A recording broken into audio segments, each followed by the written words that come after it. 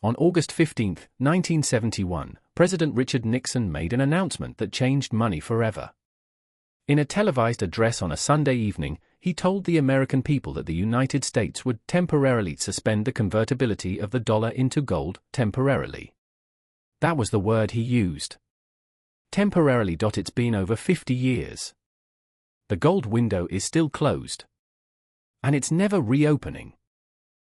From that moment, every dollar in your wallet, every digit in your bank account, every unit of currency anywhere in the world became backed by nothing but a promise. Money stopped being anchored to anything real. It became pure abstraction.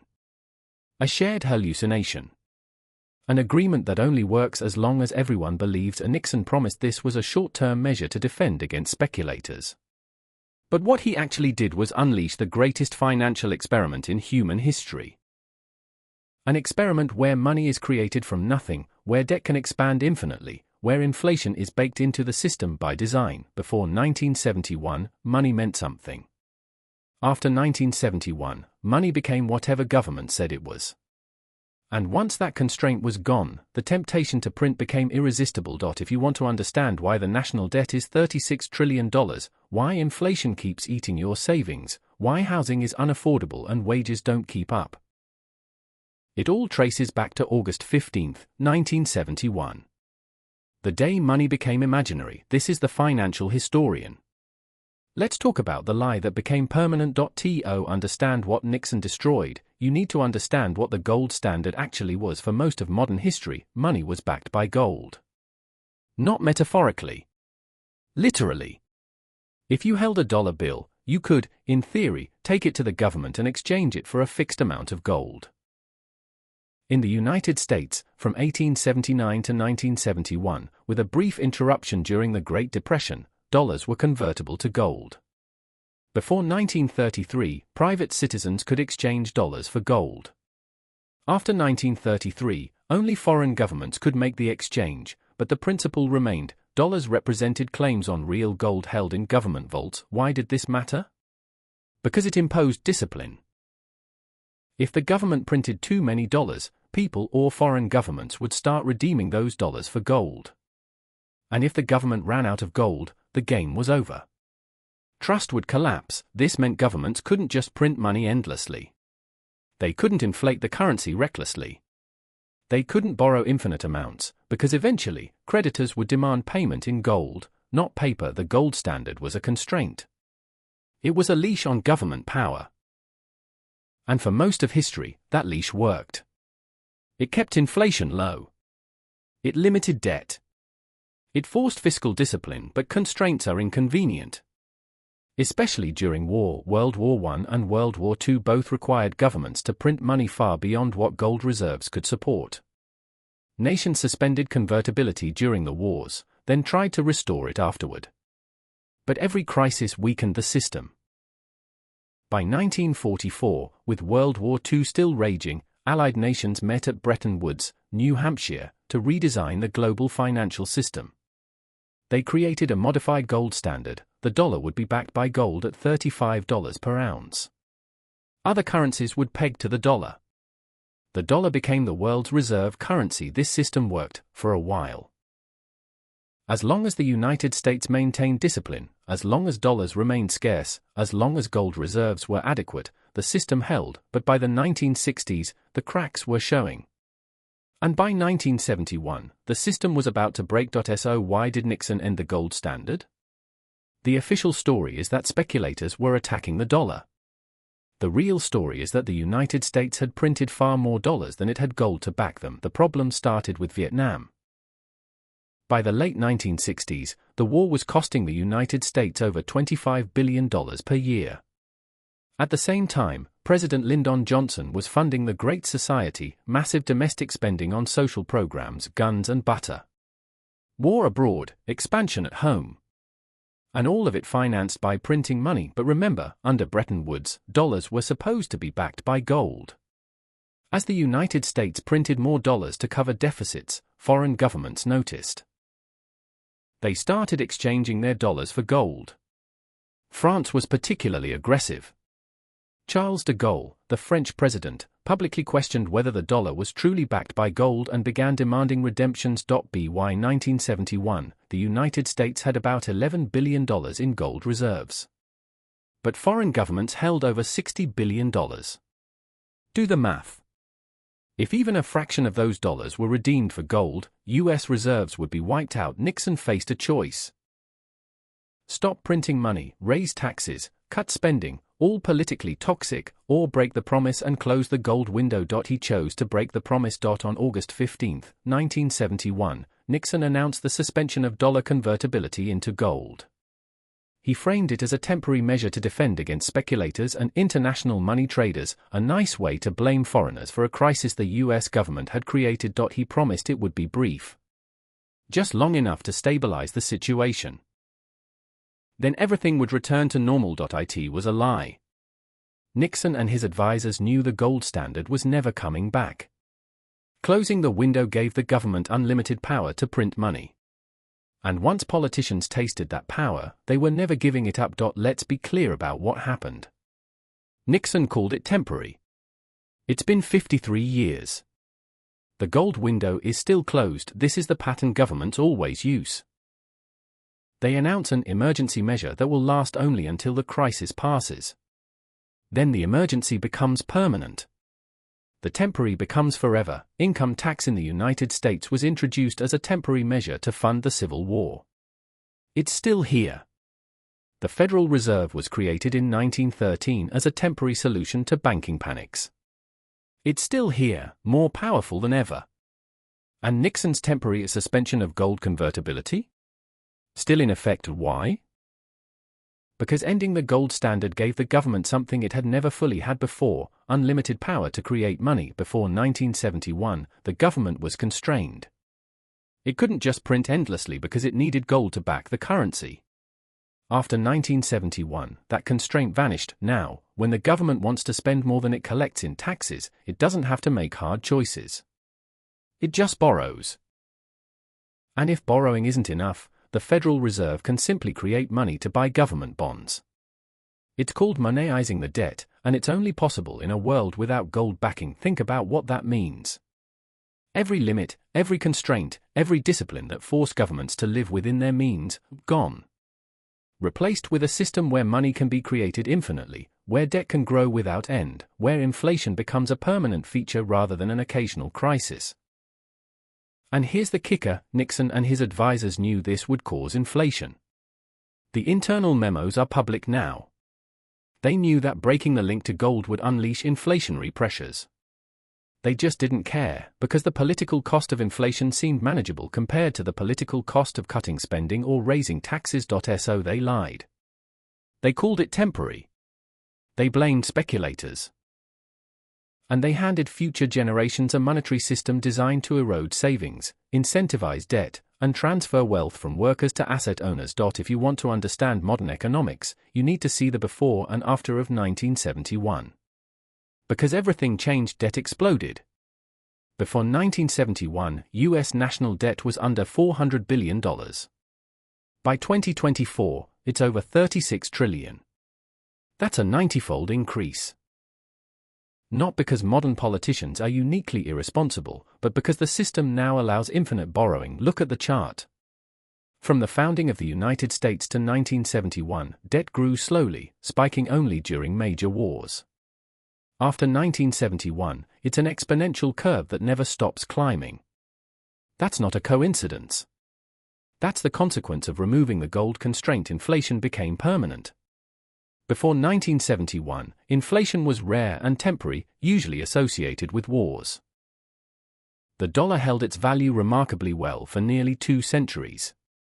After 1971, inflation became constant. A dollar in 1971 could buy what takes over $6 to buy today. Your money loses value every single year by design, because there's no limit on how much can be created. Wages stop tracking productivity.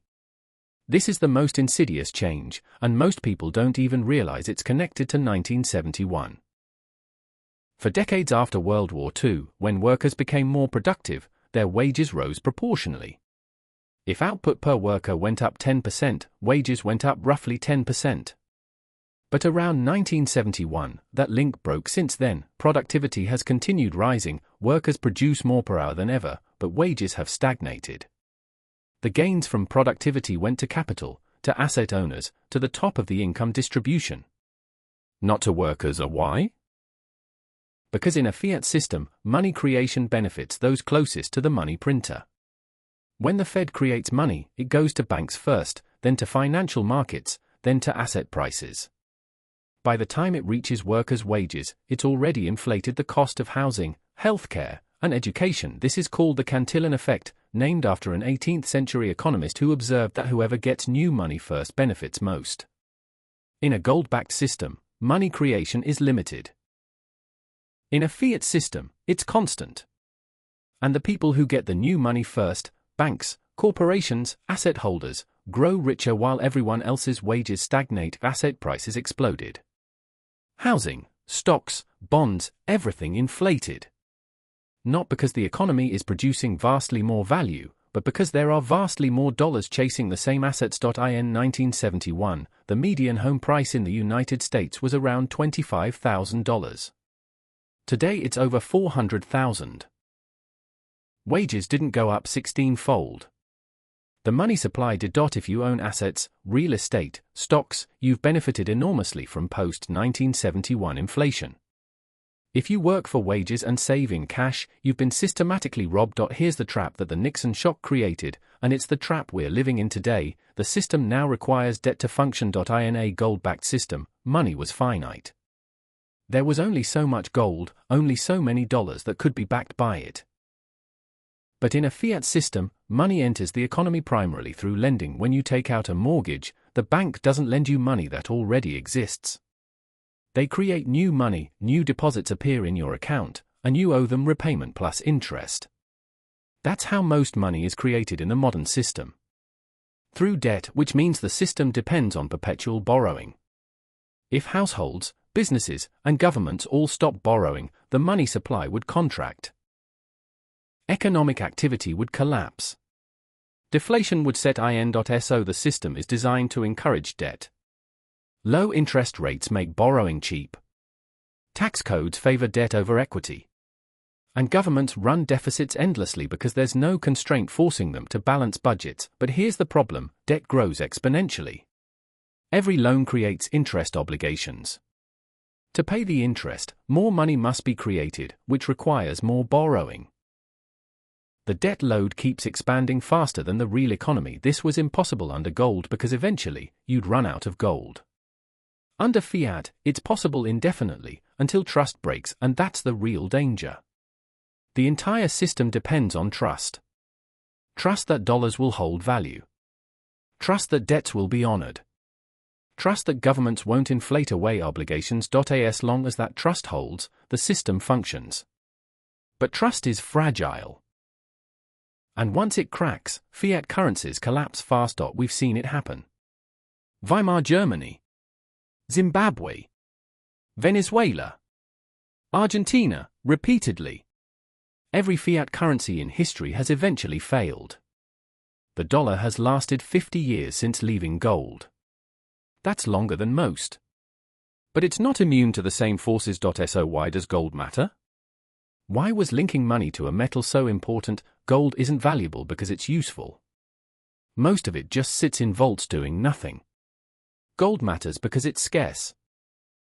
There's only so much of it. You can't create more by printing. You can't inflate it away with a computer keystroke. That scarcity is what made gold the perfect monetary anchor. It imposed discipline. Governments couldn't just print endlessly because they'd run out of gold to back the currency.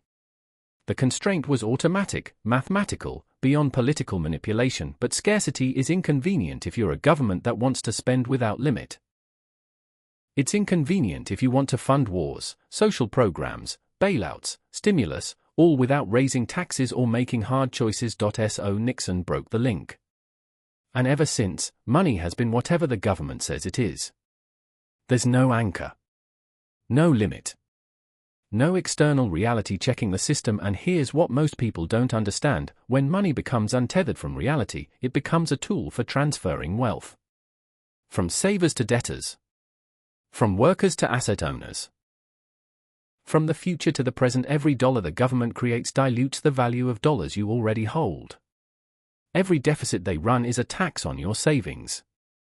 Every round of quantitative easing inflates asset prices, making housing less affordable for anyone who doesn't already own. The people who benefit from fiat currency are the ones who get the new money first: banks, financial institutions, large corporations, asset holders.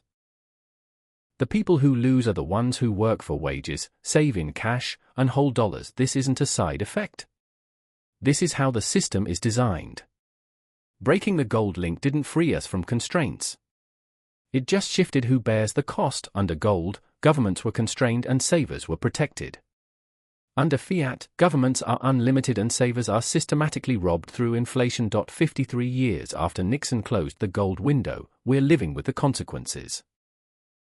The national debt is $36 trillion and growing by over $2 trillion per year. That's not sustainable. But it's possible because money is created from nothing. Inflation, which the Fed targets at 2% per year, is official policy. That means your savings lose 2% of their value annually by design. Over 30 years, that's a 45% loss in purchasing power. It's a slow, invisible tax. Housing costs have exploded because the supply of dollars grows faster than the supply of houses. Education costs have exploded because student loans create infinite demand.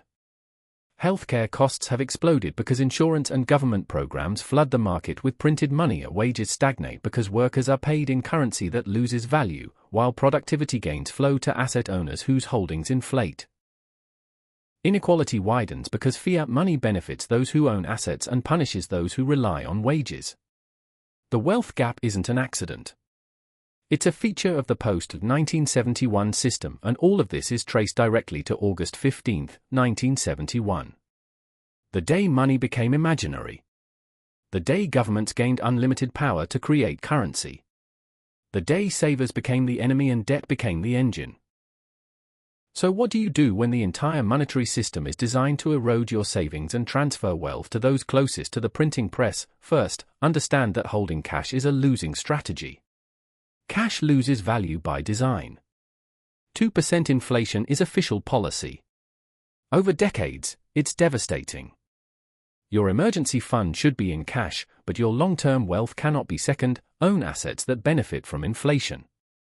Real estate, stocks, commodities. Things that rise in price as the money supply expands. The system is designed to inflate asset prices. If you own nothing, you fall further behind every year. Third, consider gold. Yes, the same gold Nixon severed from the dollar. Gold doesn't pay interest.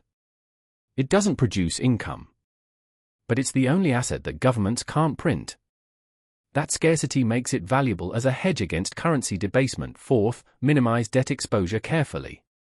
Debt can be a tool in an inflationary system. Borrowing cheap dollars and repaying with inflated dollars. But only if the asset you buy with debt appreciates faster than the interest you pay. Otherwise, debt is a trap. Fifth, or recognize that the system is designed against savers. If you work, earn wages, and save in dollars, you're systematically losing.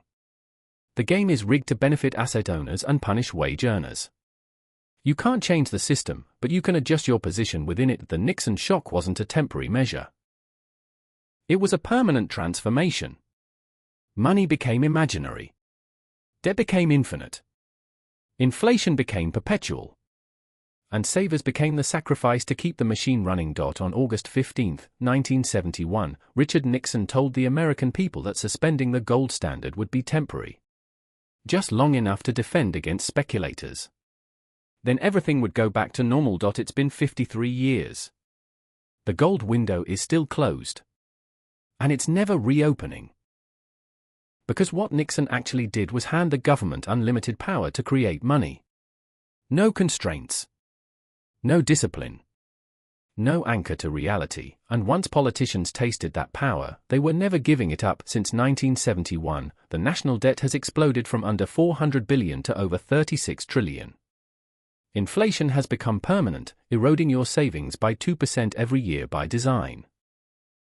Wages have stagnated while asset prices have soared, making housing, education, and healthcare unaffordable for anyone who doesn't already own. This isn't an accident. This is the system working exactly as designed. Breaking the gold link didn't create freedom. It created a machine that transfers wealth from workers to asset owners, from savers to debtors, from the future to the present. Gold mattered because it imposed discipline. Because governments couldn't just print endlessly. Because savers were protected. After 1971, all of that disappeared, and now, money is whatever the government says it is. Backed by nothing but a promise. A promise that's broken slowly, invisibly, through inflation that never stops. If you hold dollars, you're holding a depreciating asset. If you work for wages, you're running on a treadmill that speeds up every year. If you save in cash, you're systematically robbed. The Nixon shock was the moment money became imaginary.